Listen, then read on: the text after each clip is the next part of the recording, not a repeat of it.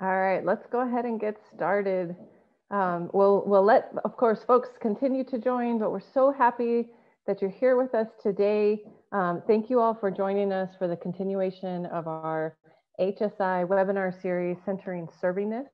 I'm Judy Marquez Kiyama, Associate Vice Provost for Faculty Development here at the University of Arizona. And I'm also a professor within the Center for the Study of Higher Education, and joined by two of my wonderful colleagues who are also in the center. Today's session is particularly special for me because we are covering this notion of serving our homes and engaging in local scholarship. I've been quick to share with folks that this particular role that I'm in now offered an opportunity to return home after being away for 12 years and partner alongside programs and families, faculty, staff, students, community members who have shaped my own consciousness around the value of engaging in scholarship that centers home. So I'm honored that you would join us for this very personal conversation. I want to begin by recognizing and paying honor to the original inhabitants of the land on which the University of Arizona resides.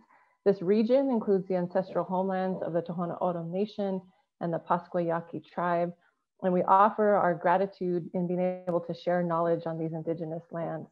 And we understand this notion of servingness by drawing upon Dr. Gina Garcia's extensive body of work and feature faculty and staff who engage in this scholarship and servingness that honors the cultures and the lived experiences of Latinx, Black, Indigenous, and underrepresented, underserved students and communities.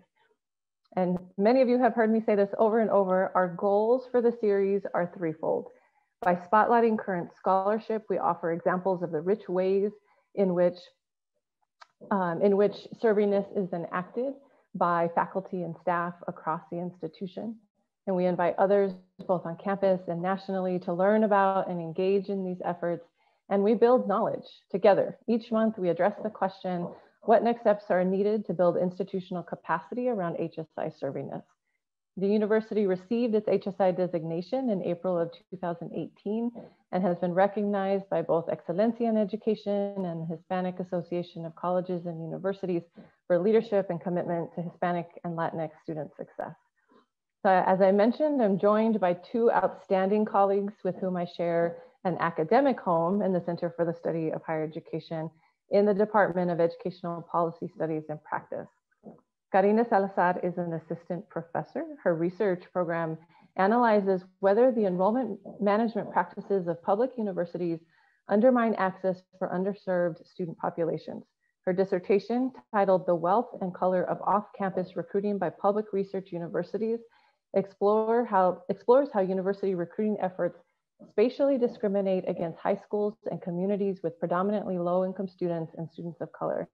Dr. Salazar is also co-principal investigator of Enrollment Management, Recruiting, and Access Research Project, which investigates the recruiting practices of colleges and universities.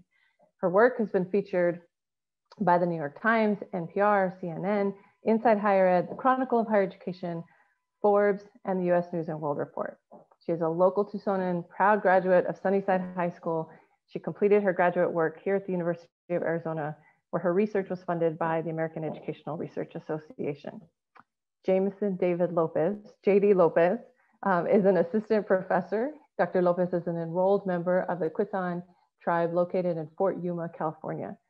He studies Native American education using indigenous statistics and has expertise in the limitations of collecting and applying quantitative results to indigenous populations. He carries unique experiences to his research that include a 2010 deployment to Iraq as a platoon leader, where he received a Bronze Star Medal for actions in a combat zone.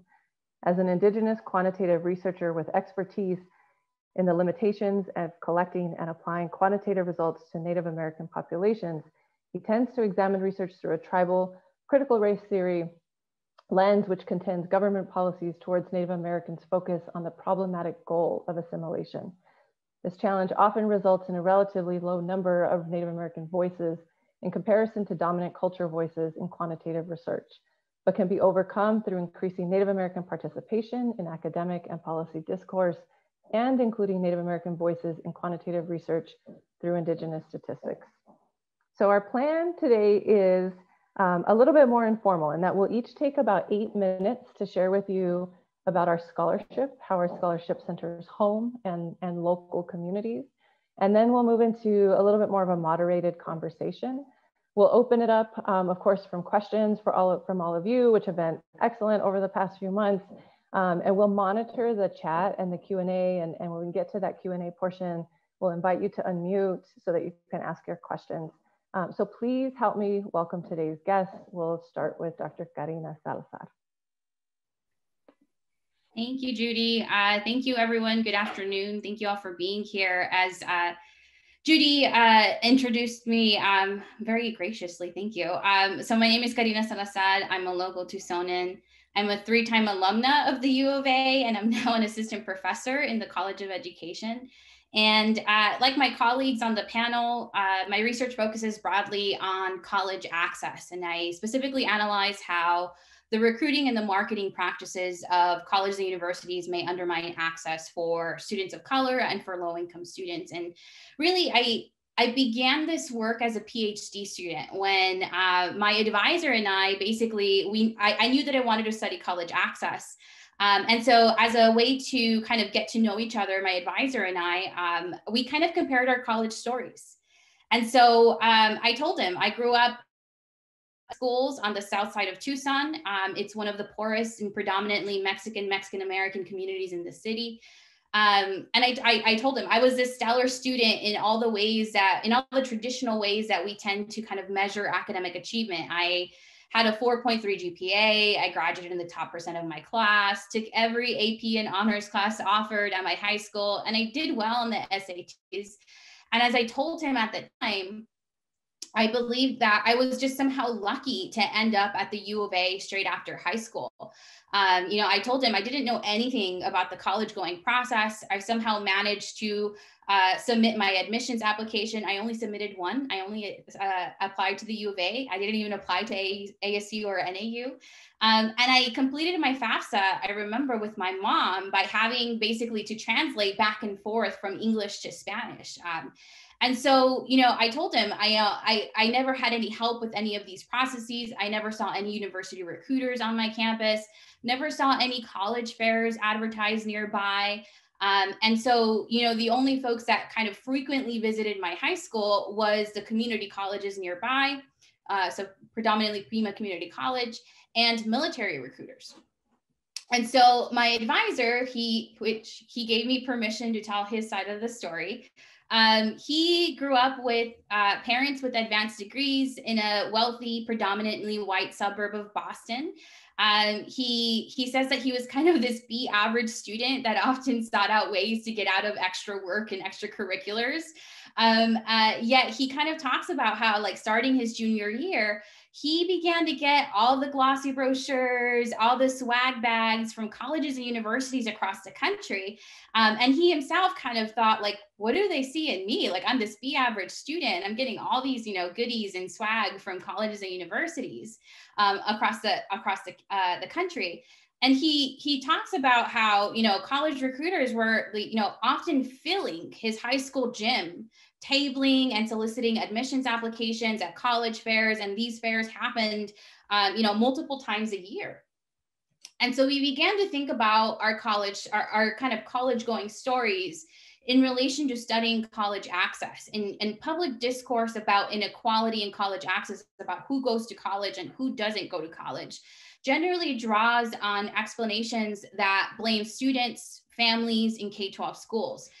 You know, this includes the achievement gap that says that students of color just don't achieve as high as their white affluent peers, or students of color just don't have the cultural predispositions to attend college. We hear that about the Latinx community all the time, that Latinx families don't value education, or that students of color and low-income students undermatch colleges. That is, that they attend less selective colleges because they get bad advice about what's available to them. And so we began to realize that universities spend substantial resources in identifying and recruiting prospective students. And so, you know, we kind of made the argument that knowing which student populations are targeted by university recruiting efforts can really tell us a lot about the enrollment priorities of colleges and universities. So we began to basically investigate whether our college stories or our college going stories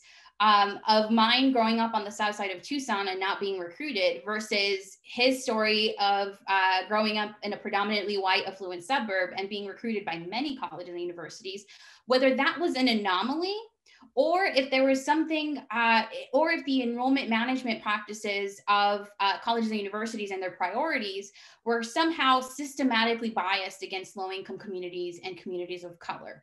And so, you know, if that was the case, we realized that a lot of the policy solutions that aim to address college access always aim to, quote unquote, fix something related to students, to families, to K-12 schools. They need to fix the achievement gap, fix the information, get students better information. And so these sorts of solutions are unlikely to fix inequality in college access if there's something systematically biased against low-income communities and communities of color in their recruiting practices. And so for my dissertation and now a larger research project agenda as an assistant professor, we collected data on admissions recruiting visits. So this is when colleges basically send admissions representatives across the country to meet with students at high schools, college fairs. And we began to study basically the characteristics of localities that receive recruiting visits and those that do not. And this research so far has basically found that most of the colleges and universities that we study focused their recruiting efforts in visiting affluent, out-of-state, predominantly white neighborhoods and schools, while in many ways ignoring in-state low-income communities of color. And so this work, you know, really began with home. It was motivated by doing everything that I can to ensure that students from my community and communities like mine are not just, you know, visited more often by recruiters. Of course, I want that. Of course, I want them to receive more recruiting visits. And of course, I want universities to do a much better job in their enrollment management practices. But this work was fundamentally about changing the opportunity structures in my community and in communities like mine. And so the first findings of this research I presented at my dissertation defense, which I decided to host at my local high school here in Tucson. So rather than having my dissertation on campus with just my, you know, I had a 5-person committee, with just my 5 committee members, I saw my defense as the opportunity for university leadership and faculty to travel it's 6 miles, literally 6 miles south of the U of A campus to my local community where I was born and raised and still live in today. And for university leadership and faculty to be present with district leadership in that space as I presented this work, and thought that this work could be a small part of a much larger kind of collective effort to for a partnership between the university and my local community. And so I have been very, very fortunate to be a small part of a much larger collective effort that has made some really great changes over the last few years. This includes creating a new admissions recruiter position that is dedicated to recruiting students from my local high school and from the one other high school in the district where I'm from. The position was part of a plan between admissions and the district to increase the number of students from the 2 high schools, so Sunnyside and Desert View High School. And, you know, in the works right now is a collaboration between Sunnyside, my district, admissions, and the College of Education to create a position focused on serving Native American students in the district aspiring to be teachers and educators. And so this work has been done and implemented as the result of the district superintendent, Steve Holmes, really advocating for students and families in the district. And as the result of some really amazing university leaders like Marla Franco and Casey Urquidez, who have really formed partnerships with the local community, with the district, and implementing these changes within the university. And so I'll just stop there for now. Thank you, Karina. I know I have lots of questions already, but we'll turn to JD and then, of course, continue to share. Cool. Thanks, Dr. Kiyama, and thanks, Dr. Karina Salazar. I appreciate you all, and I appreciate everybody being here. I'm very happy to talk with you all. My name is Judy Lopez. Like it was said earlier, I'm from the Quezon Nation in Fort Yuma, California. I was born and raised in Phoenix, though, at this magical place called Indian Health Services, Phoenix Indian Medical Center. I grew up in Phoenix, and that's kind of where my at home, I guess my idea to like be centered around servingness really stems from. I grew up in a predominantly white neighborhood in North Phoenix, but my parents worked for this small college called American Indian College. It was a non-profit private college for Native students that started in the 50s to help produce pastors and ministers by taking them through like seminary, essentially. That mission kind of expanded when they got accreditation in the 80s through HLC, and then they continued on. And so my parents, I grew up on a college campus, and you know, there's a privilege with that, but by no means my parents had advanced degrees, but we're below the poverty line. My mom was a faculty member, the department chair for the elementary education department, and then my dad was the dean of students in his last 6 years there, was the president of the college. And through that experience, I learned quite a bit. And like I said, it was interesting too, because the model of higher education was to work there, you had to raise your own support. And so it was just a really unique model. So if you really wanted to work there, there was this attitude of just wanting to give back to the Native community. So those first people I really saw that from were my parents. And I still remember those days because it was such a small campus on about 10 acres. They had dormitories, a gym and cafeteria and all the academic buildings and whatnot. It was always all hands on deck. And so since I was a child, I remember my parents like kind of piling us all into this like old blue Astro van. And those were the days when you could just kind of lay down without a seatbelt. Like, I mean, I have 2 kids. I would never let them do that now. But back then my dad would make us like beds in those aisles of the van, and we'd be sleeping in there, and we would just be traveling all across the state of Arizona, but also within the US to go to all these tribal communities. And my dad and mom were essentially telling Native students about like, hey, come to American Indian College.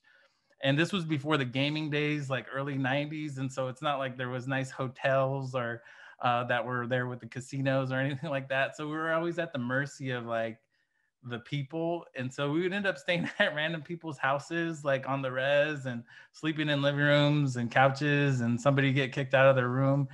But I remember like that experience, a very one-on-one, like kind of approach to recruiting Native students into college. Like I've never seen that maybe outside of athletics that I've heard of, but I've never seen it anywhere else where it was such an intentional approach to being like, hey, we want this Native student to come to this college, and they were out recruiting one by one. And so fast forward to now, like in my mind, I'm doing similar things to what my parents were doing, and what I was being raised around that college campus is I'm just trying to create pathways into higher education for our Native students within my own community and the broader Indigenous community as a whole. Similar to what Karina had said about approaching the research, I remember I was in my graduate education, and one of my council members came to me, and he had just came from a state meeting on Indigenous ed within Arizona. And he was like, hey man, like, I just need to vent a little bit. And he was like, you know, a lot of the policies being made around Indigenous ed are only focused on the main tribes within the state of Arizona. He goes, we don't have a voice coming from a small community. You know, within the state of Arizona, you have like Navajo and Apache that are like quite larger. And so when it comes to the policy conversation, those 2 tribes and other tribes dominate the conversation. And then you have smaller tribes such as my own, which is just under 4,000, who have less of a voice within that community, as well as Kokopah, or if you look at all the other Colorado River Indian tribes, there's like less of a voice within that policy context. But it also diminishes the amount of tribal sovereignty that we have when you're not able to have that voice, and that idea that we have a government to government relationship with the state or with the federal government for that matter. And so when you take away those voices, it really diminishes the sovereignty for a tribe. And so when my tribal council member was coming to me, he was like, you know, we need more data. And I remember thinking like, oh, I could do that. That's something I could do. And so then I started going back and, you know, looking through the literature and thinking about like, okay, what does it say about data in general? And, you know, since the early 90s, Native folks have been advocating for more data in higher ed. Like it's well documented. And some of that first work was done by Michael Pavel. And I remember looking at it and being like, you know, like they've been making these recommendations since like 1992 or something like that. And then when I went further into it, I read a report. It was called the Merriam Report. It was published in 1928, and it kind of gave the status of indigenous communities as a whole, looking at economic development, health data, as well as education. And when you look at the education portion, I was like, oh my God, they were advocating for more data in 1928. And I was like, this is almost, you know, it's more than almost 100 years later, and we're still asking for the same things. I was like, how frustrating. Even within that report, in the Merriam Report in 1928, they were asking, you know, we need more highly qualified teachers. We need culturally relevant education. Although they didn't say those words, they described it. And then they were saying, you know, our students, they can't be measured on the same standardized testing as all these other non-Native students. And I was like, that's where it kind of started clicking with me. And I was like, man, they were saying this in 1928. They knew it in some of the standardized testing in 1928. There was some question about a boat. And like, it was like, if the boat leaves at 4 and arrives here at 6, how many hours pass in between? A lot of Native kids in 1928 were like, what the hell is a boat? You know, you fast forward, and I was doing another project up in the White Mountain Apache Reservation. And we were talking about some of the standardized testing that they were doing with some of the teachers in the teacher interviews. And throughout that case study, one of the teachers had said, you know, one of our kids, you know, they were mentioning like the question was talking about blocks, like neighborhood blocks. And it was like, okay, if Johnny leaves block A, goes up 3, goes right to, what block will he arrive at? And a lot of those Native kids up in the White Mountains, 4th graders, were like, what the hell is a block? You know, like they don't have blocks up in that tribal community. It's like more like, you know, I live in over the rainbows, or a 7 mile or 6-pack, or, you know, and it's like you cross the cattle guard, make a right, there's a big tree, or there's a rock that looks like a gorilla. You know, my house is behind that. You'll see the stairs, like there's no railing on the side or something like that. So like the houses are like, the addresses are very descriptive in that sense. And so like, just when you're looking at that from a standardized testing perspective, you're like, man, none of this data is really being able to measure what's going on within Indigenous communities. And like, what are we measuring? And I remember going back into my own tribal community and asking them these questions, going and talking to our culture community, our culture, committee, and asking like, so what are important, like to us as Quetzal people, what's important? Like, what do we value? And, you know, when I was asking that in relation to higher education and college students of what they wanted to see from our college students, you know, they don't talk about it in terms of 1st to 2nd year persistence.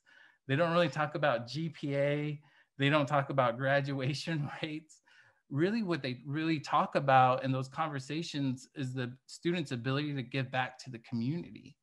And that was how they were describing the success of a Quetzal student who has gone through higher education. And in my mind, I was like, it's the giving back component.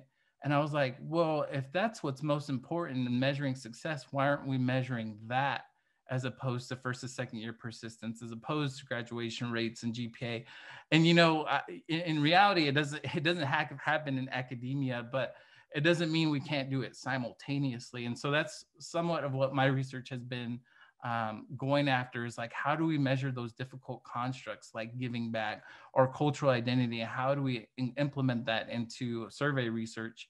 And just really quick, part of that project, I was talking about Quaname, and I was trying to relate it back to an Indigenous knowledge system. And one of them that we have is called Quaname, and that's our warrior tradition with the community. And so in my mind, I'm like, well, maybe if we were to talk about giving back in terms of Indigenous knowledge, it would be Quaname. And so I started conducting interviews to provide some initial evidence, validity evidence based on test content to further develop into survey research.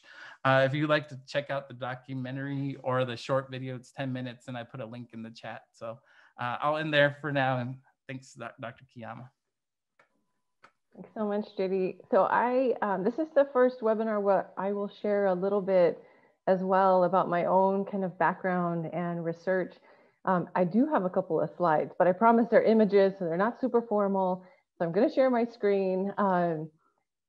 But I was kind of giggling when JD was talking about, go around this circle and here, because that's how exactly we describe where I'm from and where home is. I grew up about an hour from Tucson in Mammoth, Arizona, and we were the kids who lived across the river. Like that's how people knew where we were.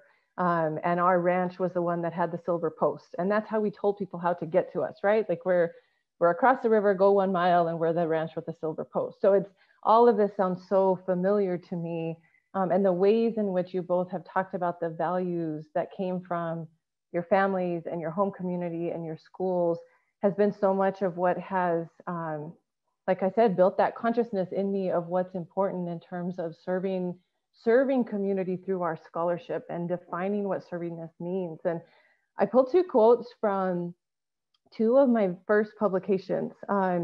One of them was written with Gary Rhodes and with Rudy McCormick and Marisol Quiroz. And the first line of this particular article is a conversation that I had with Gary. And he shared this paper with me, and some of you have heard me talk about this. Shared this paper with me, said, I'm working on something, I want you to read it, and walked out of his office. And I started reading the draft and realized it was our conversation. And then I got really red, and I could feel the hives like starting. But this quote of I've decided I'm a local cosmopolitan was building off of an article that we have read within our curriculum, within the center, that Goldner wrote around defining the ways in which faculty and staff within institutions are oriented, their loyalty to particular entities, whether that is a local orientation to the history of the institution and folks who have been there for quite some time, or this cosmopolitan orientation of being more grounded in our professional associations. And we complicated those notions, and I'm summarizing it, of course, very quickly, but we complicated those notions within this article because all of us, the students who were part of this article at the time, talked about the importance of doing local scholarship, of being locally engaged and doing work that had local impact with and for our communities. And the complicating part of it, right, is that we also are informed by professional work and our professional associations. And for many of us, we're engaged in these professional associations. And I have tried to hold this maybe as center for me as I've moved around the country and been fortunate enough to be part of local communities in different places and be invited into their spaces of the importance of still engaging in that local and that home scholarship.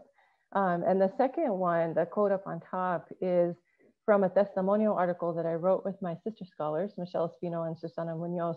And we were doing a plática, and as I was sharing about this notion of work, so I grew up in a working class Mexican community on a ranch. And my dad was an electrician, and I remember the smell of work, and I remember the smell of what work is supposed to be, and feeling a lot of guilt around the time of my dissertation defense that work for me had taken on a whole different meaning, that we were being paid to think and to write, and that I had seen my parents sacrifice for so long that I could still smell the dirt on him when he would come home from work, or the way his tin lunch pail would smell. And so after I talk about this particular memory in this article, I said, I see now that I fear I'll need to sacrifice the comfort of my home identity in order to pursue my academic identity. But what I'm learning is that I can intertwine both. And so for me, that has always been, again, that grounding of we don't have to let go of home in order to engage in quote unquote, what's considered rigorous scholarship or what's considered valid scholarship. Our work can and should always have an impact on home and local communities. And for me, again, that I keep coming back to these two articles every once in a while and thinking, okay, I'm still doing it. Like I'm doing an okay job because I'm still honoring home and my parents and local in the process. And as I traveled across the country and worked in different places, I was invited to participate by local communities in different projects. And this first one, this was a book that was the result of a community-based partnership with the Ibero-American Action League in Rochester, New York.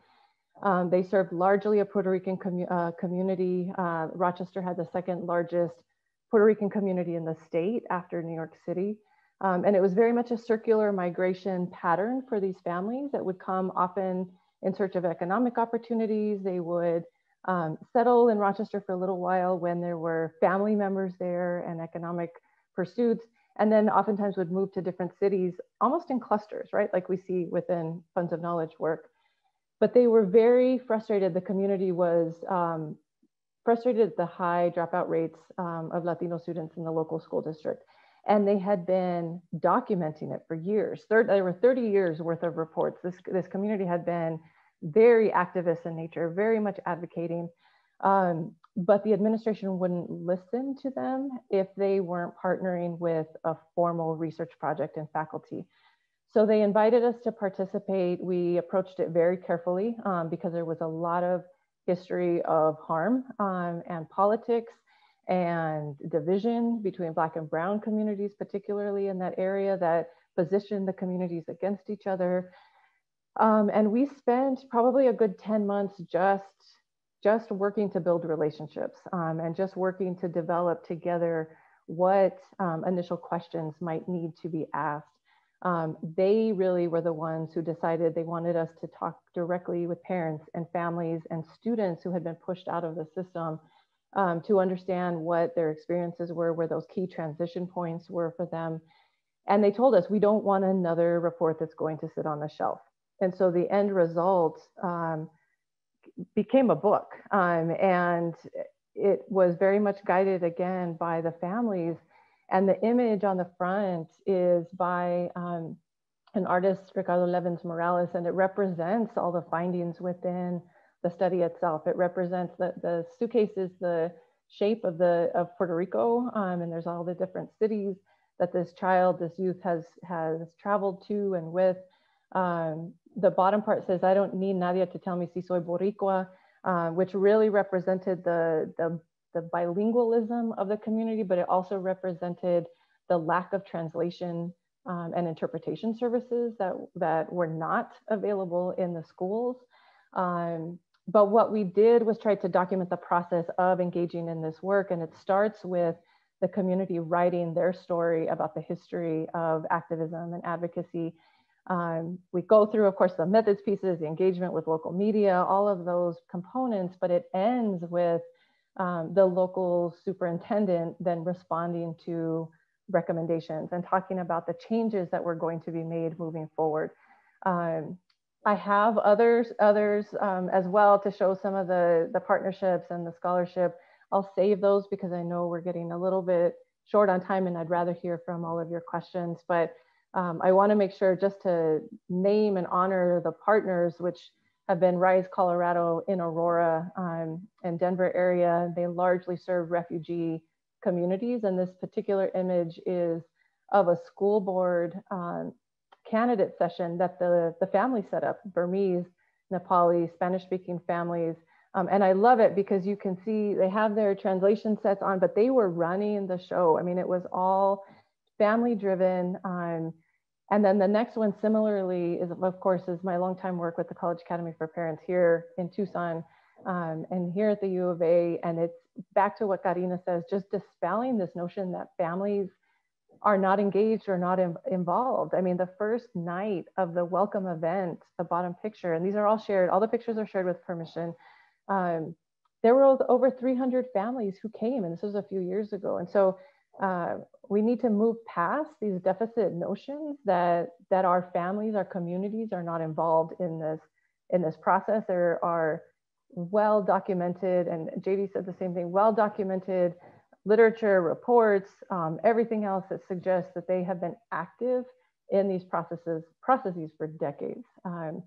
So I'll stop there. I think part of our responsibility is to continue to highlight that, so that it's part of the privilege that we have as researchers, as faculty members, and part of what we get to do in our various roles. So I have a couple questions that I'll pose to the two of you. Maybe I'll just pose one, and then we will open it up to everybody else. And if there's time, I'll come back to some of my questions. Does that sound okay? All right. So our first one, how does this research that centers home, that centers our local communities, help us to reframe faculty work from simply this notion of acts of service? How does it push us to reframe normative means of recognizing faculty scholarship overall? Like, how do we start thinking about impact in this way? And either of you can jump in. I can jump in, I guess. Yeah, so I think, you know, the idea of centering home within faculty work, I think in many ways, it's just a manifestation, I think, of our deep commitment and our sense of responsibility to serving our community as part of who we are. It's not necessarily part of our jobs. And I think it just kind of speaks to these like normative assumptions that we've all been socialized about what it means to be a faculty member. I think, Judy, you touched on it a little bit in your slides, but, you know, in many ways, I feel like the title of assistant professor is what I do. It's not who I am. And don't get me wrong, I absolutely love what I do. I love teaching, and I love research, and I love working with students and colleagues. And I certainly acknowledge that I'm in a very privileged position to be in a tenure track position.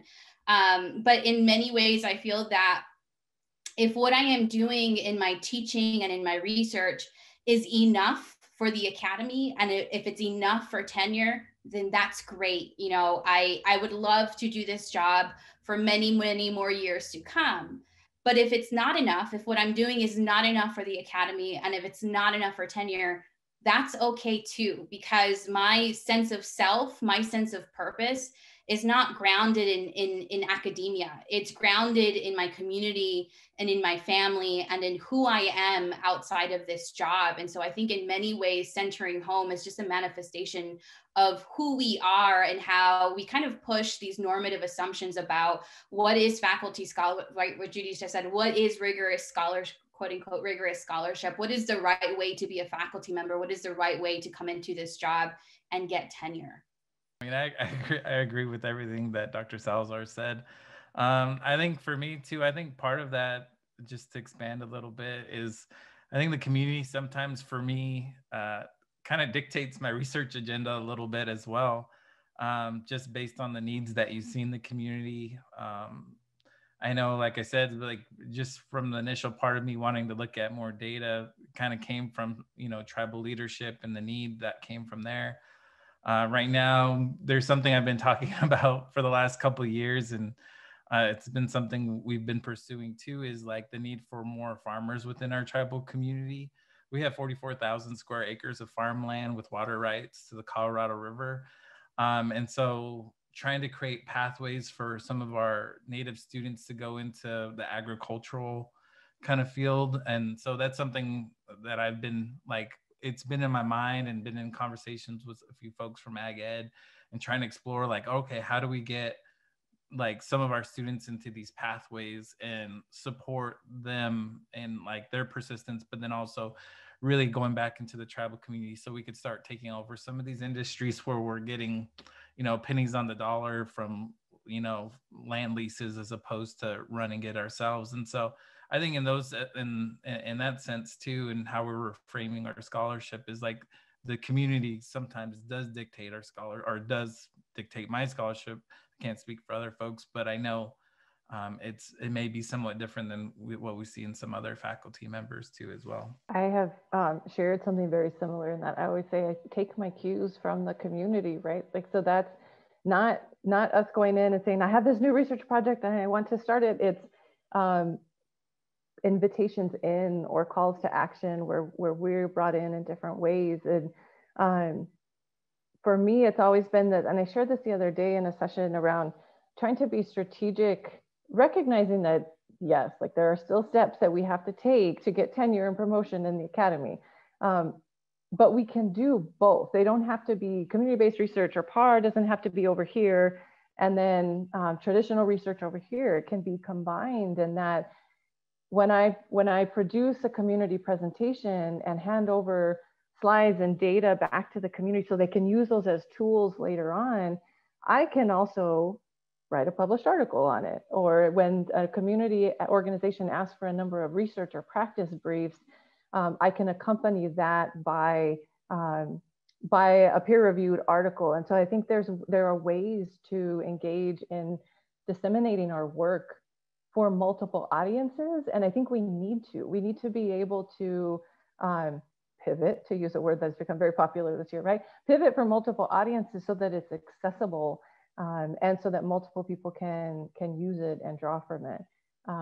I know we have some questions coming in, so I will stop my question. Jen, you posed a really great question and comment. Would you like to be unmuted so you can, Jen Fields ask, let's see if we can find you real quick so you can jump in. Yeah, can you hear me? Yes. Thank you. Hi, everybody. Thank you so much for your presentations today. My first comment was how your personal journey stories have really added so much to this session, and I can't thank you enough for sharing those. But my question is really about, we all know that the U of A offers a whole bunch of enrichment programs that happen in local schools. And they're often designed and implemented by faculty, staff, or students with very little co-development with the school itself or the school district itself.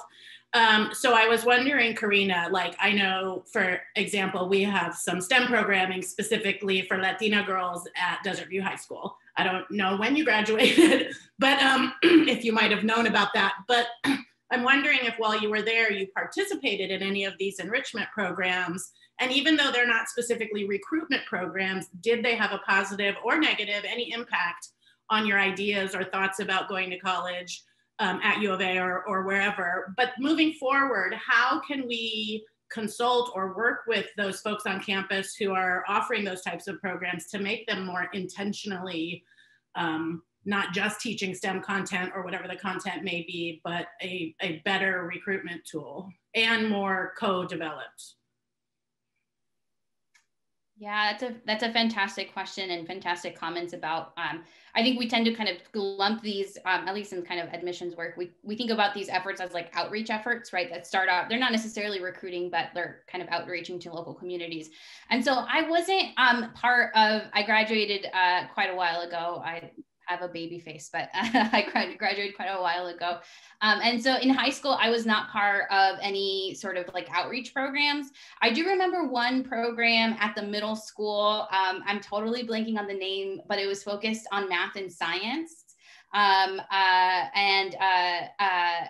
do remember being part of that program, but a lot of these outreach efforts are not directly tied to like helping students go through the college going process. So a lot of the outreach efforts, MESA, if I just put MESA on the chat. Yes, I was part of MESA as a middle school student at Apollo Middle School. And so it certainly helped me develop a sort of kind of identity through academics. I think these programs certainly were major contributors to basically me doing really well in high school, right? Doing well in classes and enjoying math and enjoying science classes, but they were never meant to necessarily help me fill out an admissions applications, figure out the FAFSA, how I was going to go to college. And so I always had aspirations to college. I just didn't really know how to basically complete the logistical process of going to college. And so I think these efforts are really, really important, but I think as you kind of said, I think they're just part of a lot of moving pieces in regards to the sorts of partnerships and collaborations that needs to be happening with universities and local communities and local districts. And I think a lot of the issues that I think are kind of leading to this is the fact that, you know, there's so many moving parts and these efforts are often siloed.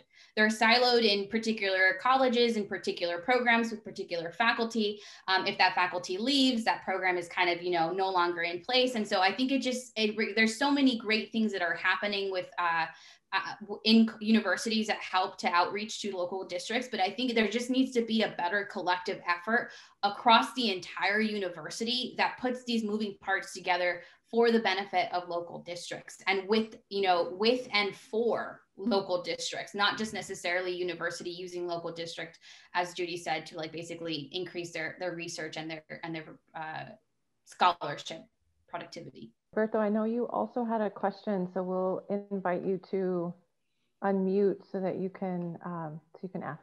Yes, thank you. I mean, actually, it's been a great webinar and Zoom meeting, and I really appreciate all of you guys sharing all your experiences. I'm just kind of curious. I mean, I know you guys too. What are the current initiatives at the university that are geared towards career pathways, in particular for STEM? Although a lot of our minority students don't go into STEM or agriculture, like it was mentioned by Dr. Lopez. So just kind of wondering what other initiatives or that are underway that are specifically targeting these kind of students to go into these career pathways, in particular Hispanics and Native American, or other efforts that are looking into getting the students into these career pathways in the near future. Hoping as we can all share a few, knowing that we probably won't capture all of them because it's such a great question. And then I know we have folks joining as audience members who probably know of many more. So please feel free to put them in the chat. I am putting ASEMS here in the chat, the website, and ASEMS stands for Arizona Science, Engineering, and Math Scholars Program. This is one particular program. Early Academic Outreach has a number of outreach programs as well, including, I don't know if they still offer MESA. Rafael, jump in if I'm incorrect here. But the College Academy for Parents, College Knowledge for Counselors, some of these may not be specific to STEM, but it certainly cultivates that college-going knowledge and information amongst Hispanic and Indigenous communities. Project SOAR and Native SOAR are two additional outreach programs that are run through the College of Education. What am I missing? I know there's probably more. The only one I have in addition to that is the MESIT program, the Mentorship in Education and Science for Tucson. I know Dr. Gertina Besla out in the Department of Astronomy, or I think it's College of Astronomy maybe. Anyways, they work a lot with a lot of Tohono O'odham students trying to go into like the STEM field. Upward Bound would be another one. I know our department has Upward Bound programs right now for Choya and Pueblo students, and they do a lot of STEM kind of STEM work around college level, like college going identity. And then it looks like we have quite a few in the chat as well. Arizona 4-H, doing Latinx geared STEM work.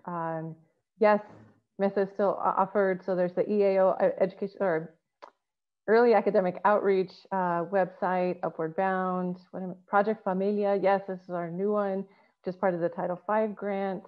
And then there's others through Cooperative Extension. Keys, thank you. See, you all are excellent resources. Please save the chat so you have access to these. Thank you for the great question. I think we could put together even a resource list to share as part of this webinar afterwards, so we could link some of those programs. We have an anonymous question. Thank you all. I love how each of you have framed your work and your commitment to community. Have you come across a lot of other faculty like you at the U of A, other institutions? I sometimes feel like our center is the only place that really understands this commitment to community, nations, and people. Yeah, I can chime in a little bit. So I certainly have met folks, and I think there's folks that kind of value and can relate to this sort of kind of deep commitment to community. I mean, obviously, Dr. Lopez is one of my colleagues, and Judy, of course. And so, the other, I think there's a big kind of up and coming young scholars that are, really pushing back on boundaries that kind of are in conflict with our cultural values. And so one of the groups that I've been able to form they're specific to education, but we call ourselves kind of this like Chingona Scholars, and we call ourselves like Homegrown Scholars. And so there's certainly lots of folks throughout the country that I think are certainly pushing back on these boundaries. And a lot of them are, getting jobs within their home institutions. And so I've been lucky to be able to talk with folks that are in a similar position that, they're basically on a tenure track position in the same graduate program where they got their degree. And so I think it's just, it's a something that is coming about, and we still have a lot of work to do, but I think there's certainly a lot of folks that can relate to that sort of value and centeredness. Awesome. I think Gary's question is similar to the question that I have been asking all of our participants around institutionalizing this notion of servingness and what we need to do. And so Gary, we'll unmute you so you can pose it maybe in a slightly different way and share. Where did you go on here? All right, Gary, you should be able to jump in. Great. Thank you, Judy. Fabulous presentations. It really makes my heart sing to see you three. I just first comment, I would really encourage the Provost's office to consider making this recording part of entry-level faculty's orientation and support in an ongoing way. Because I think the groundedness of both, all three of you in who you are has helped you push back against the existential angst about career and success that drives too much so many entry-level faculty. So that's the first thing. But the second is more how to think about centering the idea of servingness more, not just in serving the community, but as you each described, in asking the community what's important to them, and then gauging the HSI's success, not by how many people attended this session or how many courses there are or the like, but how the community feels about you. And I think each of you had some interesting ideas about what you've done. There might be different ways that you gather information from the community that gives you a sense of whether you're remaining connected and true to them. Thank you. JD, you want to jump in first? Yeah, sure. I know for me, like a lot of my community, it goes back to what Dr. Salazar was first talking about in that first question that Judy posed. And it does have to do with like trying to ground yourself back into the community. And I know for me, whatever research is coming about, I'm like, all right, what are the kind of the deliverables that I could give to my tribe? It's one of the reasons why I'm like, oh, I'm doing this great survey research and it's going to be probably a 30-page peer review publication maybe. And, my tribe's not going to read that. But you know what? They will watch a 10-minute film on their uncles and aunties. And so, to me, it's like you're getting those twofers. And so that, and then also like looking for the things in the tribe that are tangible, things that come about through your scholarship. I know I was able to give a talk at one of our community college, Arizona Western College, and like having that freedom to go there, speak, it resulted in a lot of things. And one of them was the Arizona Western Community College. They went ahead and started a English 101, 102 course on our high school campus just from that talk. And it was interesting because I think community colleges could maybe work a little faster than universities, because I gave a talk in February and by the fall of that year, the program was up and running and they had like 15 students enrolled into their first college courses. And I was like, whoa, I've never seen that in my life. And I thought it was just really unique. But I think having that freedom and the ability to be in our department where it's a place that supports that kind of work is really nice. And I think even what attracted me to coming to University of Arizona and specifically the Center for the Study of Higher Ed was that they supported my work. To Karina's point, it wasn't necessarily about like, hey, I want to be a faculty member, but more like who's going to help me in my purpose in my life, which is to support Native folks. And, U of A, out of the, 10 or so places that offered me jobs at the time, in academia, out of academia, you know, U of A seemed to support that purpose the most. And so that's how I ended up here. And so I think, you know, just having those deliverables and things that the community that are tangible, you know, it really means a lot in how we're measuring the impact of our scholarship too. So. Karina, you can jump in and have the kind of closing statement. No, I think everything that JD just said, I absolutely agree, and I will echo. I think part of it requires to have a very special place that not only acknowledges the work that you're doing, but supports and values the work that you're doing. And I certainly felt that way as a student, and obviously motivated me to stay on as faculty. And so I think that's just a very, very important part of the ability to do the work that we do and to stay grounded and centered in the way that we are. It's just having folks around us that really support and value that work. I'm going to kind of circle back to my own question and to Gary's. When I think about this opportunity to continue to push what it means to institutionalize our serving-ness efforts, for me, it's never bound by the institution itself. And I think that again, is the grounding that I go back to is, who are we responsible to in this work? And of course, our students and our faculty and staff, but also, right, and also our students are transitioning in from local areas. We want them to come in from local areas. Their families, their parents, their elders are as much part of that college going experience as peers in the classroom are. And so for me, my responsibility for institutionalizing these efforts not only goes back to leadership at this institution and the folks at this institution, but the leaders in the home and who it is that is cultivating those college going ideologies from the start.